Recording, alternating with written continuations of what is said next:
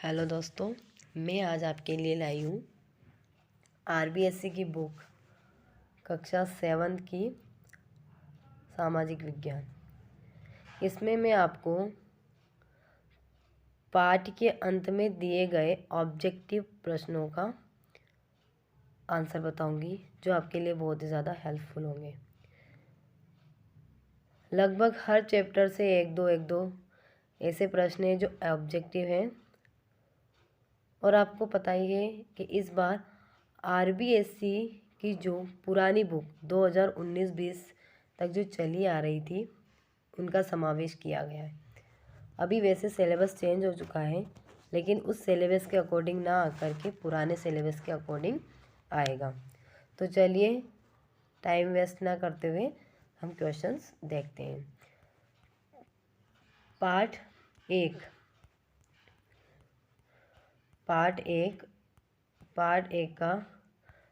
करवा रही हूँ, लेकिन बाद में इनके अंदर से इम्पोर्टेंट क्वेश्चन छांट कर भी आपके लिए मैं कुछ क्वेश्चन लेके आऊँगी। देखिए, इसमें क्वेश्चन नंबर फर्स्ट, सही विकल्प को चुनिए। सही विकल्प को चुनिए।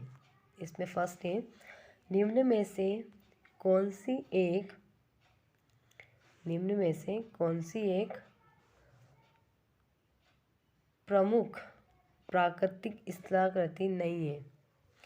यानी कौन सी एक स्थलाकृति है, स्थल पर कह सकते हैं, जो जलमय ना होकर स्थल पर स्थित नहीं है, या जिसमें पृथ्वी में गिना नहीं गया है।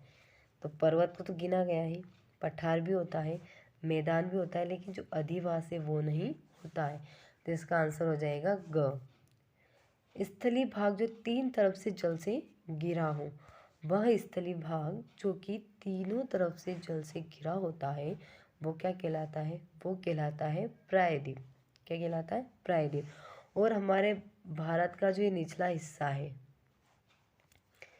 गुजरात से लेकर पश्चिम बंगाल तक, ये भी हमारा क्या कहलाता है? दक्षिणी प्रायद्वीप कहलाता है। अगर क्वेश्चन आता है कि तीन तरफ से घिरा हुआ जल से हिस्सा, तो क्या होगा? प्रायद्वीप। लेकिन चारों तरफ से घिरा हुआ हिस्सा क्या कहलाएगा? तो वो कहलाएगा द्वीप। ये माइनरी चीज़ याद रखना कि चारों तरफ से आंसर आता है तो वो होगा द्वीप, और तीनों तरफ से आता है तो वो होगा प्रायद्वीप। अब पृथ्वी पर कितने महासागर है सभी को पता है। कितने? 4। प्रशांत, आर्कटिक, हिंद और अटलांटिक। हिमालय में गद्दी, बकरवाल, भूटिया जनजाति रहती है, जो वहाँ कौन सी ऋतु में प्रवास करती है? वो मौसमी ऋतु में प्रवास करती है। कौन सी ऋतु में? मौसमी। इसमें मौसमी में। स्थल का वह भाग या वह भूभाग जहाँ नदी और सहायक नदी बहती है, उस नदी का क्या नाम हो, या उसको क्या कहेंगे? उसे हम कहेंगे नदी का बेसिन। क्या कहेंगे? या नदी बेसिन, है ना। जैसे गंगा नदी का बेसिन, चंबल नदी का बेसिन, ये बेसिन कहलाएगा। स्थल पर एक प्राकृतिक धारा के रूप में बहने वाले जल को नदी कहते हैं। क्या कहते हैं? नदी। ओके, नेक्स्ट, जीवमंडल किसे कहते हैं? केवल पृथ्वी पर क्यों पाया जाता है?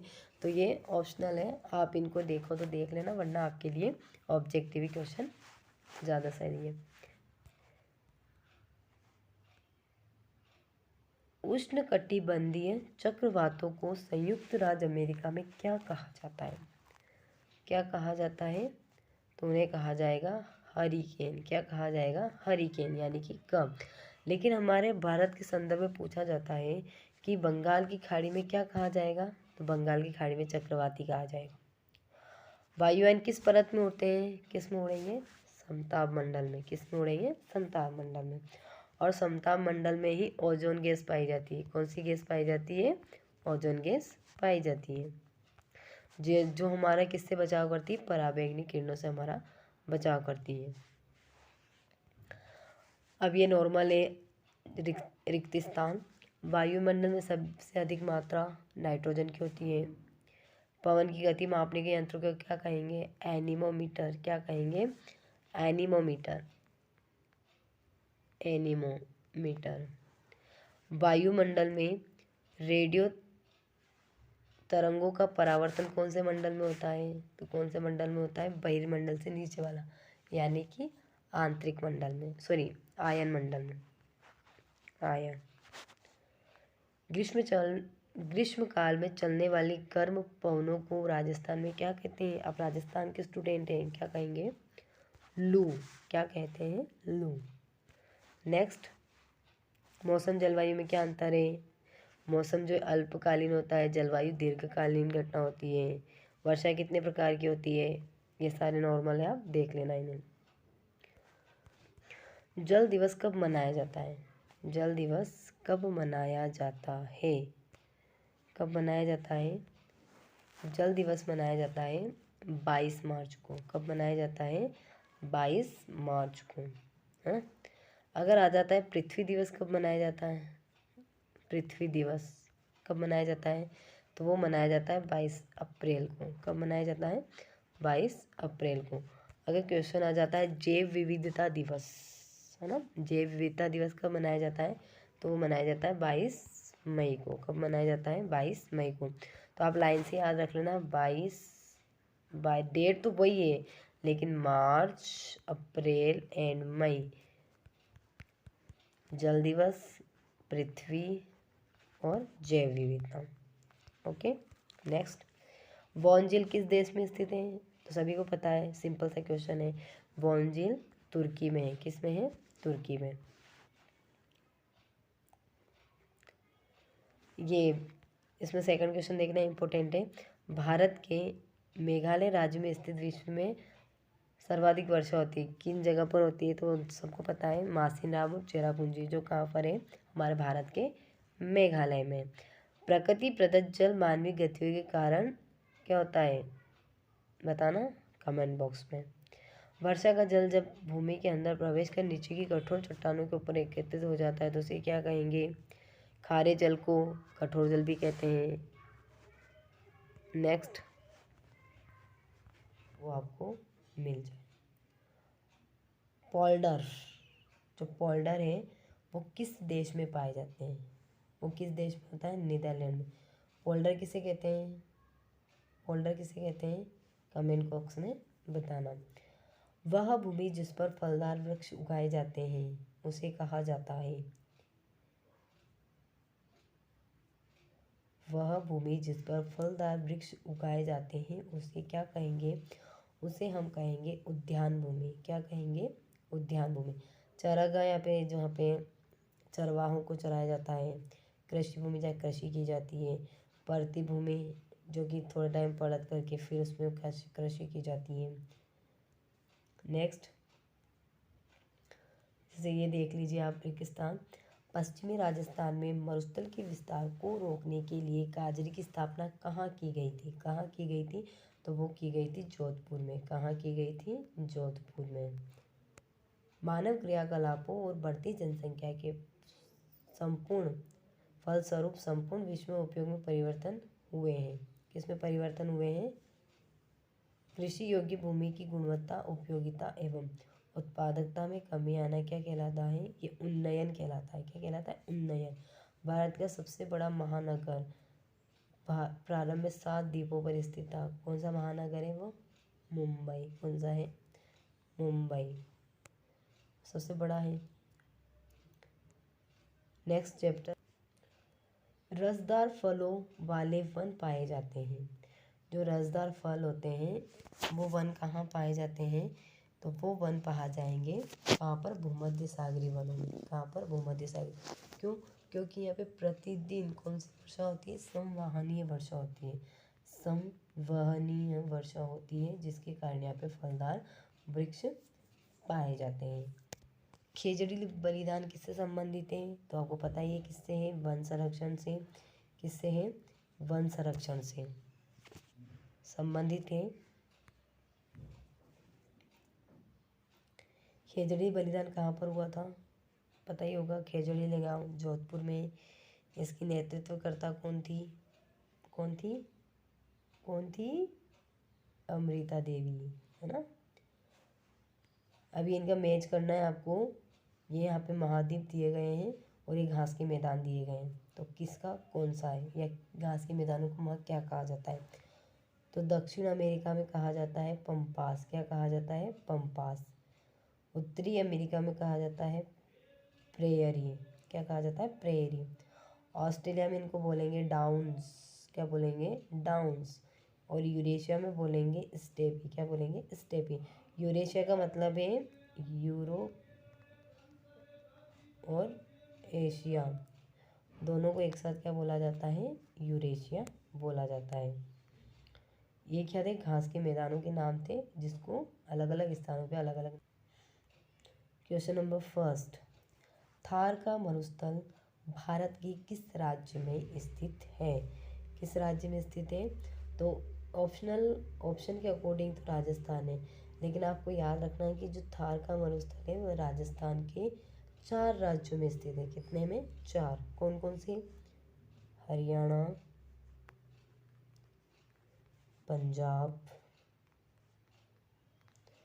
राजस्थान एंड गुजरात। इन 4 राज्यों में क्या है? थार का मरुस्थल स्थित है। निम्नलिखित में से किस राज्य में बर्फीला क्षेत्र पाया जाता है? बर्फीला क्षेत्र सभी को पता है कहाँ पर? जम्मू कश्मीर। और जम्मू कश्मीर में सर्वाधिक कहाँ पर होता है? लद्दाख। कहाँ पर होता है? लद्दाख। और लद्दाख में भी फिर कहाँ पर होगा? लेह में। राजस्थान में पर्वत के पश्चिम में मरुस्थल है। कौन सा मरुस्थल है? वो तो है थार का मरुस्थल, लेकिन किस पर्वत के? तो वो है अरावली पर्वत। कौन सा? अरावली पर्वत। अरावली पर्वतमाला को राजस्थान की जल विभाजक रेखा भी माना जाता है। क्यों? क्योंकि राजस्थान जब अरावली पर्वतमाला है उसके पश्चिम में वर्षा कम होती है और पूर्व में वर्षा ज़्यादा होती है। लद्दाख में छोटे छोटे घर स्थानीय भाषा में क्या कहलाते हैं?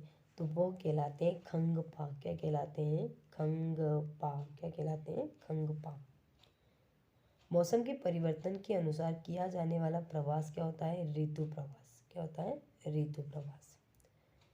जिले में खनिज तेल का उत्पादन किया जा रहा है। जिले में वो कौन से जिले की पूछ रहा है? हमारा राजस्थान की पूछ रहा है। यानी राजस्थान में वो कौन सा जिला है जहाँ पर जो खनिज तेल है उसका उत्पादन किया जा रहा है? तो वो होगा बाड़मेर। कौन सा होगा? बाड़मेर। नेक्स्ट, और गैस का पूछे तो जैसलमेर। खादर शब्द का संबंध किससे है? नॉर्मल है, खादर और बांगर आपने सुना ही होगा।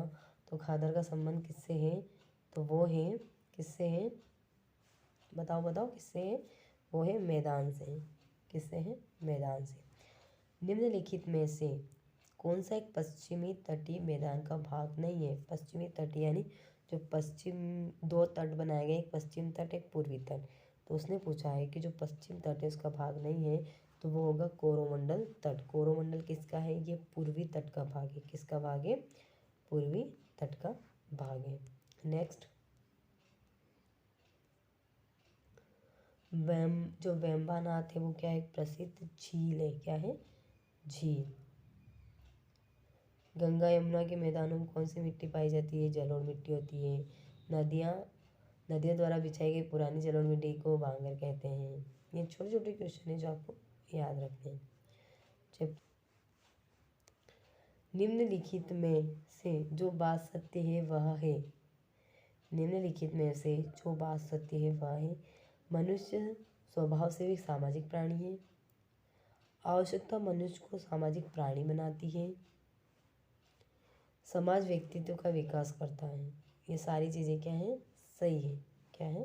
सही है, यानी कि तो समाज के सदस्यों का दृष्टिकोण और सामाजिक व्यवस्थाएं होनी चाहिए। कैसी होनी चाहिए? सभी होनी चाहिए उपयुक्त तीनों। समानतावादी भी होनी चाहिए, लोकतांत्रिक भी होनी चाहिए और मानवतावादी भी होनी चाहिए। यानी इसका आंसर डी। आ को ब से मिलाना है, यानी जो स्तंभ आ है उसको स्तंभ ब से मिलाना है। वन झीलों नदियों की रक्षा करना क्या कहलाएगा? पर्यावरण की रक्षा। संकटग्रस्त लोगों, निराश्रितों, वृद्धों और बालकों की मदद करना क्या कहलाएगा? सेवा कार्य। अपने अधिकारों की रक्षा करना और कर्तव्यों का पालन करना क्या कहलाएगा? राजनीतिक जागरूकता। नेक्स्ट 9, लोकतंत्र बढ़ावा देता है। लोकतंत्र किसको बढ़ावा देता है?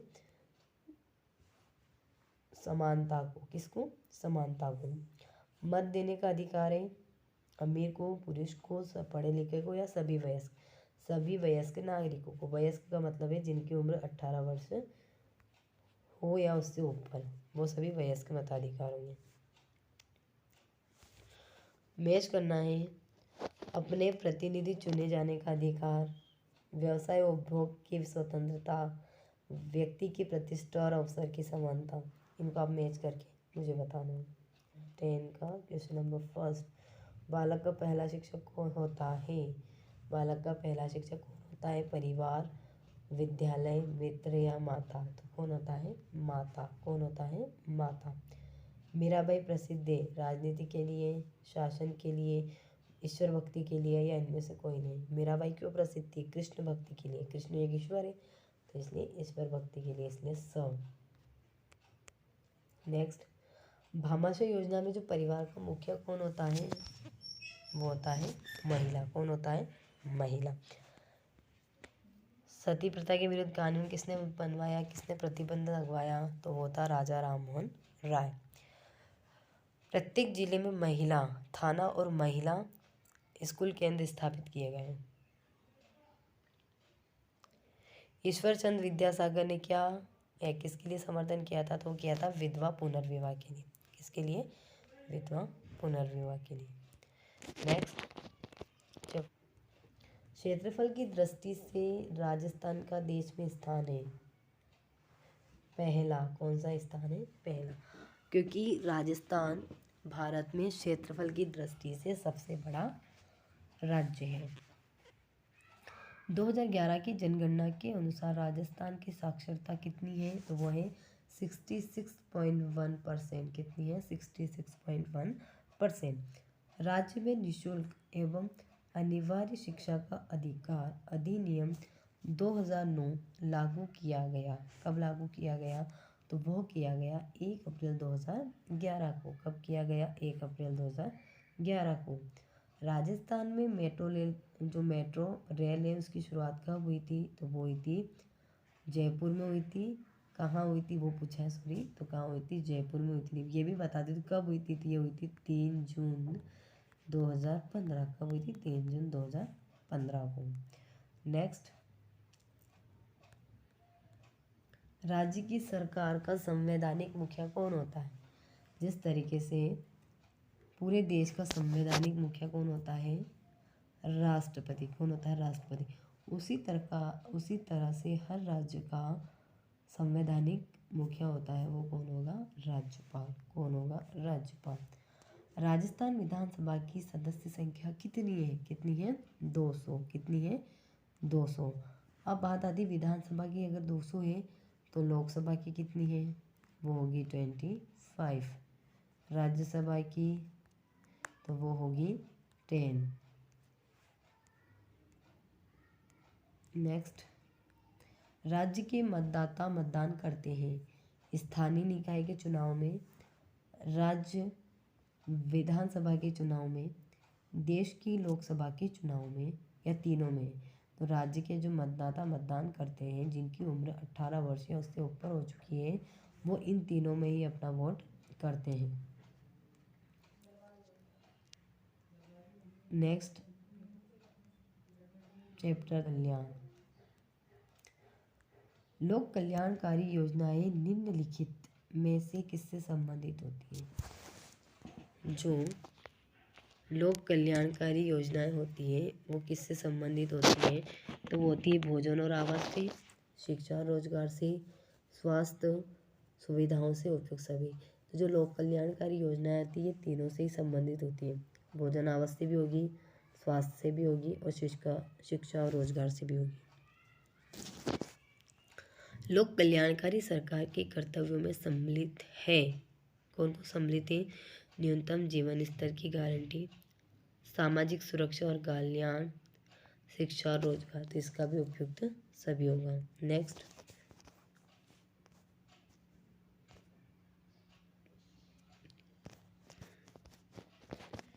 ये आप मैच करके बताना। क्वेश्चन नंबर 3 में अंत्योदय योजना, महात्मा गांधी नरेगा, ई मित्र, डिजिटल इंडिया। तो अंत्योदय योजना क्या है? खाद्य सुरक्षा से संबंधित है। क्या है? खाद्य सुरक्षा से संबंधित है।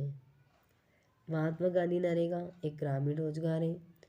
ई मित्र एक ई गवर्नेंस है। और डिजिटल इंडिया अभियान एक कंप्यूटर शिक्षा है।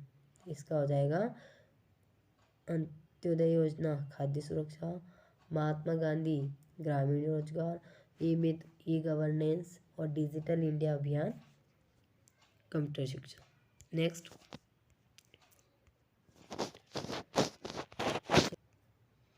प्रिंट मीडिया का उदाहरण नहीं है, सॉरी उदाहरण है। प्रिंट मीडिया का जो उदाहरण है वो कौन सा है? समाचार पत्र। कौन सा है? समाचार पत्र।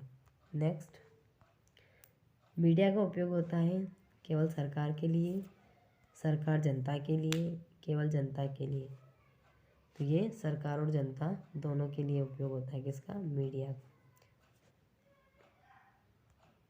नेक्स्ट,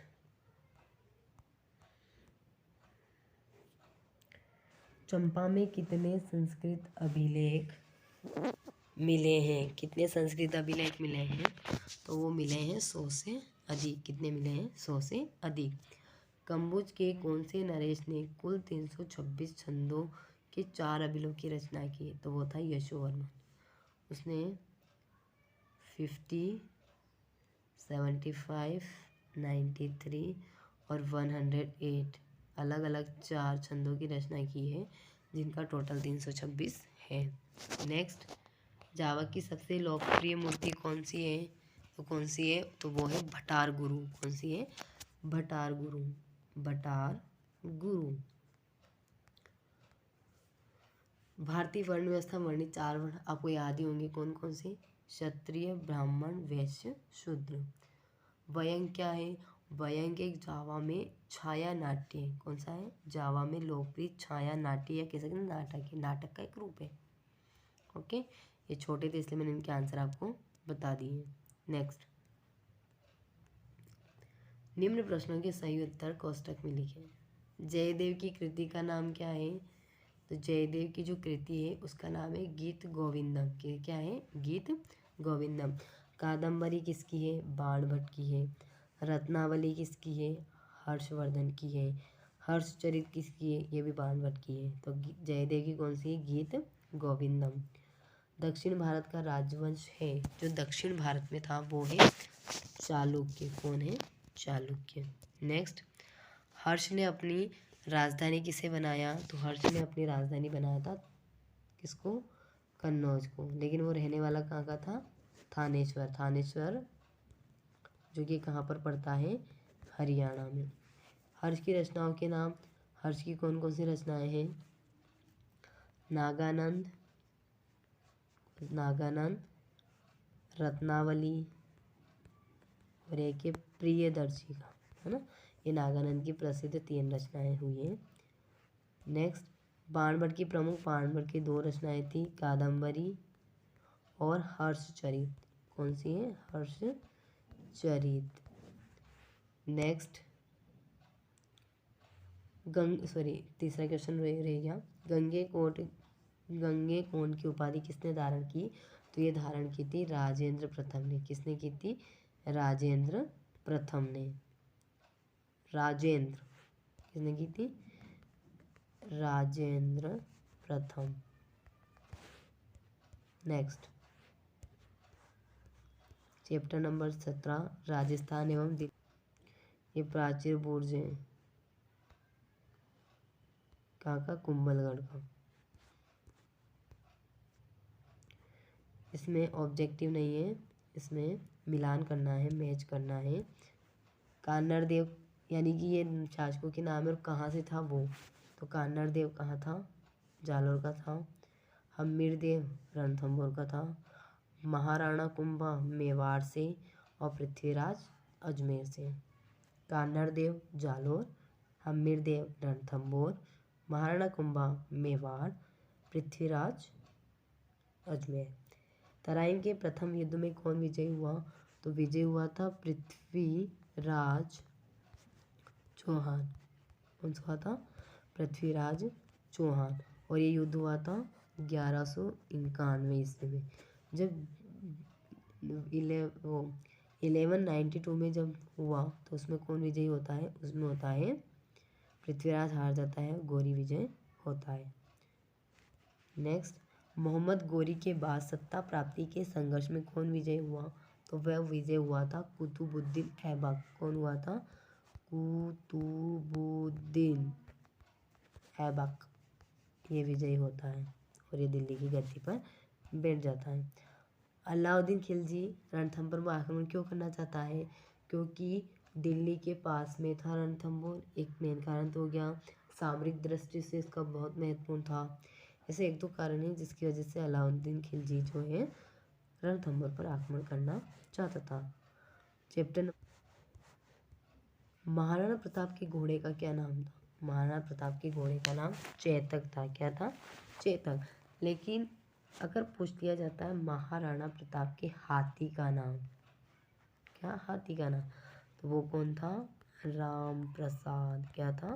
राम प्रसाद। ये मिस्टेक मत करना, चेतक और राम प्रसाद याद रखना, घोड़ा और हाथी अलग अलग है। सेना का हरावल दस्ता होता है। हरावल दस्ता जो सेना का अग्रिम भाग होता है उसे हरावल दस्ता कहते हैं। क्या कहते हैं? हरावल दस्ता कहते हैं। विक्रमादित्य के नाम से दिल्ली की गद्दी पर बैठने वाला राजा कौन था? तो वो था हेमचंद्र। कौन था? हेमचंद्र। यह वही हेमचंद्र है जो पानीपत का दूसरा युद्ध लड़ेगा किससे? अकबर से। महाराजा सूरजमल ने राजस्थान के किस शहर की स्थापना की थी? तो उन्होंने की थी कौन से शहर की? भरतपुर की। कौन से शहर? भरतपुर। और इनके जो पिता हुए हैं बदन सिंह, उन्होंने करी है डीग। सुना होगा डीग किसके लिए प्रसिद्ध है? तो महलों के लिए प्रसिद्ध है।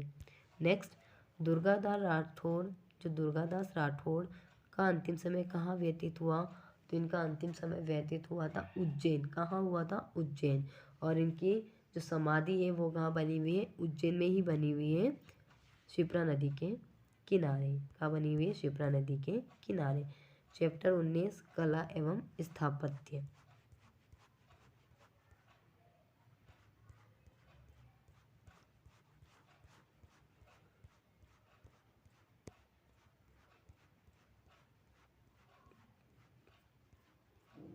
बहुत बड़े चैप्टर है लास्ट वाले। पटवों की हवेलियाँ हैं। पटवों की हवेलियाँ कहाँ पर हैं? जैसलमेर में। कहाँ है? जैसलमेर में। देलवाड़ा के जैन मंदिर कहाँ है? वो है सिरोही में। और सिरोही में भी कहाँ है? माउंट आबू में। हमें ये बताना है कि ये जो शहर है या फिर सॉरी ये जो दुर्ग है ये किस जिले में? तो कुंभलगढ़ किस में पड़ता है? राजसमंद में पड़ता है। रणथंभौर सवाई माधोपुर, सोनारगढ़ जैसलमेर और मेहरानगढ़ का होता है जोधपुर, और गाखरोन झालावाड़। ये दुर्ग के नाम है और ये कहाँ है? वो है। ओके। नेक्स्ट,